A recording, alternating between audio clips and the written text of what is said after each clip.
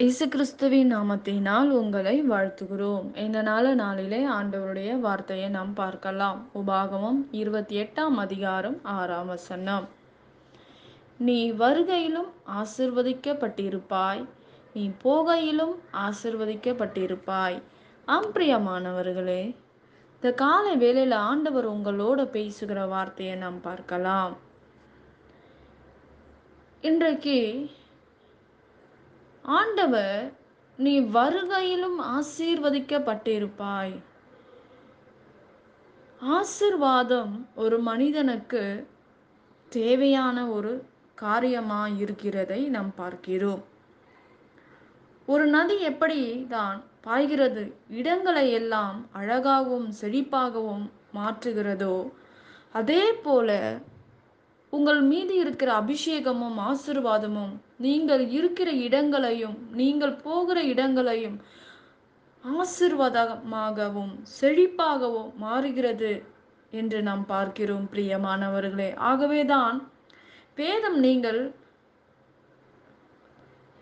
பரவி போகிற நதியோரத்தில் உள்ள தோட்டம் என்று சொல்லுகிறதை நாம் பார்க்கிறோம். ஆகையால் இந்த உலகம் உங்களை பார்த்து என்ன சொல்லுகிறது என்பதை வைத்து உங்கள் எதிர்காலத்தை நீங்கள் எனக்கு ஒரு ஆசீர்வாதம் கூட எனக்கு வராது, என் வாழ்க்கை மாறாது என்று சொல்லாதிருங்கள். நீங்கள் அப்படிப்பட்ட அவிவிசுவாசம் உள்ள வார்த்தைகளை பேசாதபடி நீங்கள் உங்கள் வாழ்க்கையில் நடக்கிற காரியங்களை குறித்து வேதனையோட கஷ்டத்தோட இருக்கிறீங்க என்றால், ஆண்டவருடைய வார்த்தை சொல்லுகிறது, நீ வருகையிலும் ஆசீர்வதிக்கப்பட்டிருப்பாய், நீ போகையிலும் ஆசீர்வதிக்கப்பட்டிருப்பாய் என்று வேதம் சொல்லுகிறது. இன்றைக்கு ஆண்டவர் நம்மை அழைத்தவர் ஆசீர்வதிக்கவே.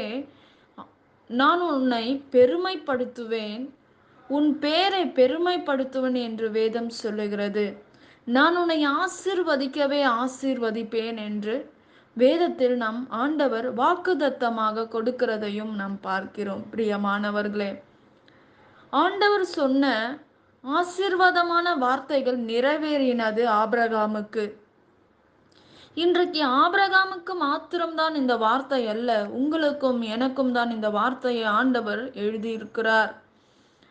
நம்முடைய வாழ்க்கையில் அநேக துன்பங்கள் மத்தியில், வேதனையில் மத்தியில், பாடுகள் மத்தியில் நாம் கடந்து செல்லலாம். ஆனால் ஆண்டவர் நம்முடைய வாழ்க்கையில் ஒரு நாள் உண்டு, அந்த நாளிலே உன் வாழ்க்கையில் இருக்கிற காரியங்களை ஆண்டவர் மாற்றுவார். ஆண்டவருக்கு நீ உண்மையாக ஒப்பு கொடுக்கும் போது, உன் ஆவி ஆத்துமா சரீரத்தை தேவ சமூகத்தில் நீங்கள் ஒப்பு கொடுக்கும் போது, ஆண்டவர் உங்கள் சூழ்நிலைகளை மாற்றி அற்புதங்களை செய்கிறதை நாம் பார்க்கிறோம். பிரியமானவர்களே, இன்றைக்கு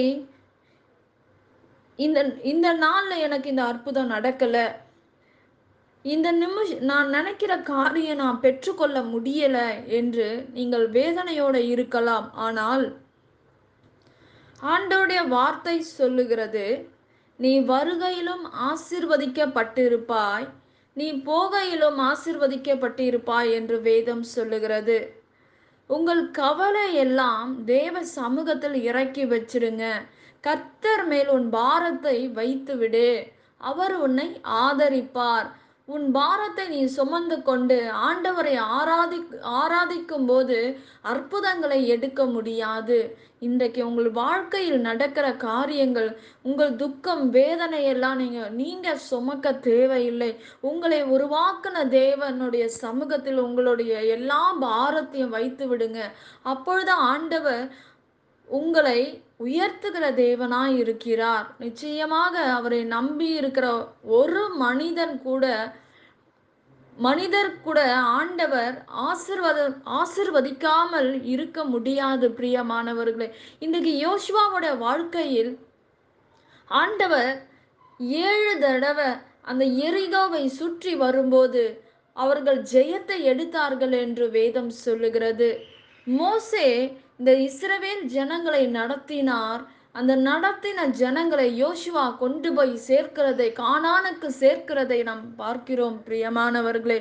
இன்றைக்கு நம்முடைய வாழ்க்கையில் கர்த்தர் உங்களுக்கு எல்லாவற்றையும் செய்ய அவர் வல்லமை உள்ள தேவனாய் இருக்கிறார். வாக்குத்தத்தங்கள் ஒரு நாளும் தரையிலே விழாது. அவர் சொன்னதை செய்யும் அளவு அவர் உங்களை கைவிடுகிற தேவன் அல்ல. அது மட்டுமல்ல, உங்கள் எதிரிகள் உங்கள் வெற்றிகளை தொடுவதை குறித்து சோர்ந்து போகாதிருங்கள். உங்களுடைய எதிரி, பிசாசான எதிரிகள் உங்களை ஆசீர்வாதங்களை தொட முடியாது பிரியமானவர்களே. ஆண்டவருடைய வார்த்தை சொல்லுகிறது, கர்த்தர் நன்மையானதை தருவார் என்று வேதம் சொல்லுகிறது. தேவரே, நீர் நினைத்தது ஒரு நாளும் தடைப்படாது என்று வேதம் சொல்லுகிறது. யோபு சொன்னது போல ஆண்டவர் எண்ணி முடியாத அதிசயங்களையும் ஆச்சரியமான காரியங்களையும் ஆண்டவர் உங்கள் வாழ்க்கையில் கட்டளையிடுவார் பிரியமானவர்களே. நிச்சயமாக ஆண்டவர் உங்கள் வாழ்க்கையை ஆசீர்வதிப்பார். நீங்கள் கையிட்டு செய்கிற காரியங்களில் ஆண்டவர் ஆசீர்வதிப்பார். நீ வருகையிலும் ஆசீர்வதிக்கப்பட்டிருப்பாய், போகையிலும் ஆசீர்வதிக்கப்பட்டிருப்பாய் என்று வேதம் சொல்லுகிறது. நீங்கள் பரிசுத்தமாக விசுவாசத்தோடு உண்மையோடு ஆண்டவரை ஆராதிக்கும் போது சகலமும் நீங்கள் பெற்றுக்கொள்ள முடியும். நாம் ஜெபிக்கலாம். பரலோகத்தில் வாசமாய் இருக்கிற அன்பின் பிதாவே, உங்க நாமம் மகிமைப்படுவதாக, உங்க ராஜ்யம் வருவதாக. ராஜா, இந்த வேலையை உங்க கரத்துல ஒப்பு கொடுக்கிறோம்ப்பா. ஆண்டவரே, இந்த நாள்ல ஆண்டவரே, இந்த பிள்ளைகள் கேட்கிற எல்லா காரியங்களும் நீர் அறிந்திருக்கிறீங்க அப்பா. என்னென்ன விண்ணப்பங்கள் கேட்கிறாங்களோ அந்த விண்ணப்பத்துக்கு கர்த்தர் ஆமேன் என்று பதில் கொடுக்கும்படி நாங்கள் ஜெபிக்கிறோம்ப்பா. இயற்கைக்கு அப்பாற்பட்ட அதிசயமும் அற்புதமும் இந்த நாள்ல உங்க பிள்ளைகளோட வாழ்க்கையில நடக்கட்டும் அப்பா.